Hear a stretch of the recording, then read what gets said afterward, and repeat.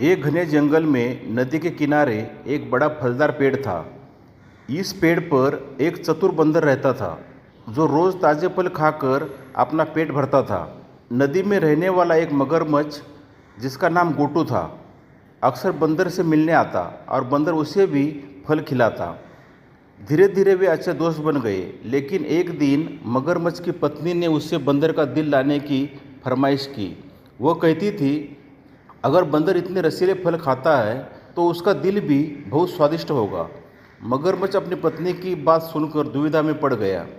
वह अपने दोस्त बंदर को धोखा देने का विचार कर रहा था, लेकिन उसका मन भी इस बात से दुखी था। अगले दिन मगरमच्छ ने बंदर को अपनी पत्नी से मिलवाने का बहाना बनाकर नदी के पार आमंत्रित किया। बंदर, जो स्वभाव से भोला और दयालु था, तुरंत तैयार हो गया। जैसे ही वे नदी के बीचों बीच पहुँचे, मगरमच्छ ने अपनी योजना का खुलासा किया। बंदर चौंक उठा, लेकिन उसने तुरंत अपनी बुद्धिमत्ता का इस्तेमाल किया। ओह, मैं तो अपना दिल पेड़ पर ही छोड़ आया। बंदर ने कहा, मुझे वापस पेड़ पर ले चलो ताकि मैं अपना दिल ला सकूं। मगरमच्छ, जो थोड़ा सीधा साधा था, बंदर की बातों में आ गया और उसे वापस पेड़ तक ले गया।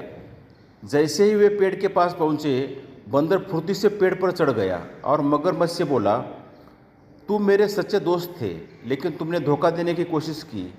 दिल तो हमेशा शरीर में ही होता है। ये तो मैंने तुमसे बचने के लिए कहा था।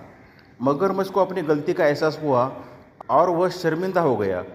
उसने बंदर से माफ़ी मांगी और वादा किया कि वह फिर से कभी धोखा नहीं देगा। बंदर ने मगरमच्छ को माफ़ कर दिया, लेकिन उसने सावधानी बरतने का फैसला किया।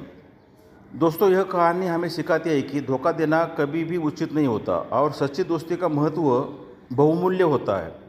दोस्तों, अगर ये कहानी आप लोगों को पसंद आई होगी तो लाइक, शेयर एंड कमेंट जरूर कीजिएगा और सब्सक्राइब करना ना भूलिएगा। नमस्ते।